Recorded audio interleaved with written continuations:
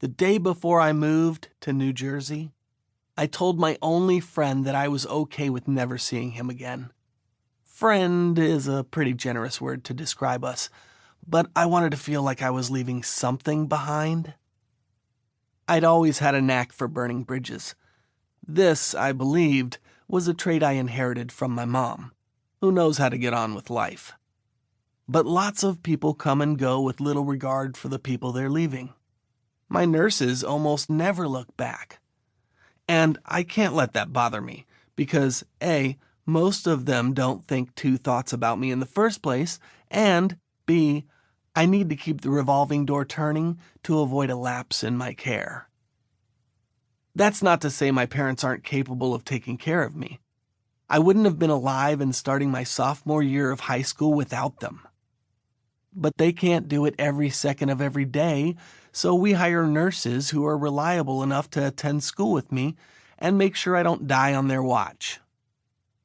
On the first day in our new house, I sat watching a preseason football game with my brother, Ollie, who was wearing a sweatshirt from the University of Virginia, his future college, and the lacrosse team he'd be playing for the following year. He was sitting next to a stack of boxes on the couch we'd dragged across the country. Our parents walked in, each looking more exhausted than the other. Mom's hands were placed firmly on her hips, which actually wasn't a sign of her being mad. She was about to ask us a question or tell us to do something. "We're ordering pizza for dinner, okay?" she said. "I'm tired and there's nothing in the house to cook anyway." "I hate pizza," I said. "It's gross." "Too bad, Harris. I'm not running to the grocery store at 10 o'clock just to buy you chicken nuggets. You can deal with pizza for one night." She walked away, leaving no opportunity for a rebuttal. To argue with my mom, I had to be faster. "Dude, we're in New Jersey.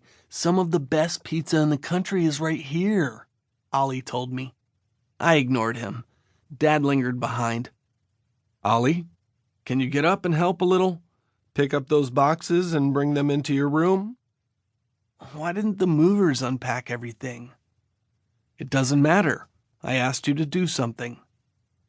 Ollie dragged his body off the couch, picked up 2 boxes, and stomped down the hall toward our connecting bedrooms. Dad followed with the rest of the boxes. I sat alone in an unfamiliar place. Our house back in San Diego hadn't been big enough for my family, the several nurses who were always coming and going, not to mention the 400 pounds of metal strapped to my ass. Someone always seemed to be in the way. The new place seemed pretty good so far. Ollie and I had our own mini wing on the main level. Next to our bedrooms was a huge bathroom with a roll-in shower large enough for me to do donuts in with my wheelchair. Trust me, I'd tried. You wouldn't believe how difficult it is for real estate agents to understand what wheelchair accessible means.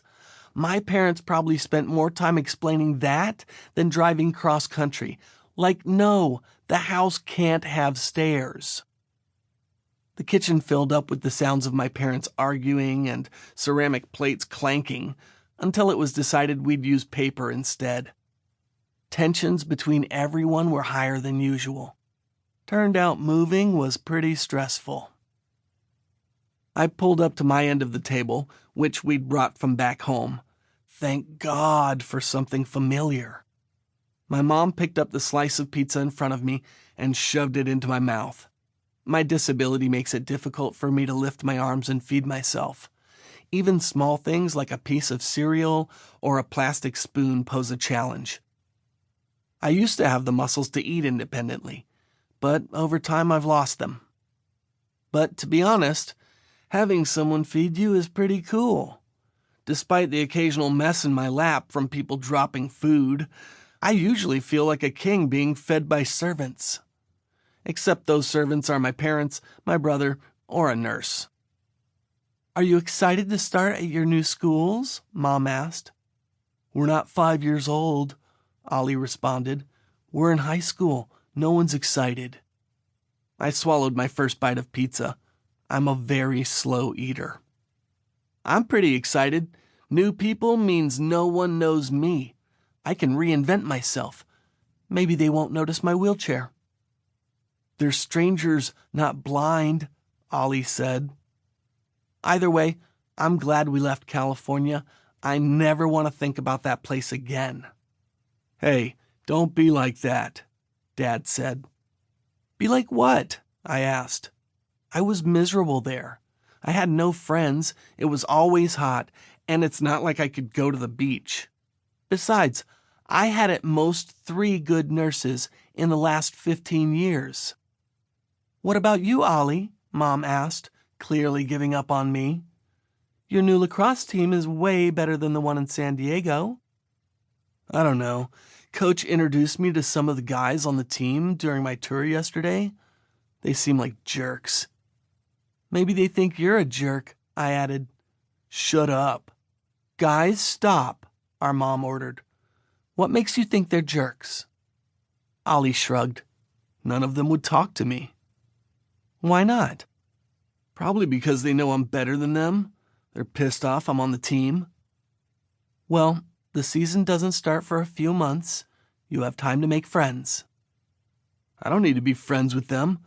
I'm not there to make friends. I'm there to win a championship and then leave for Virginia.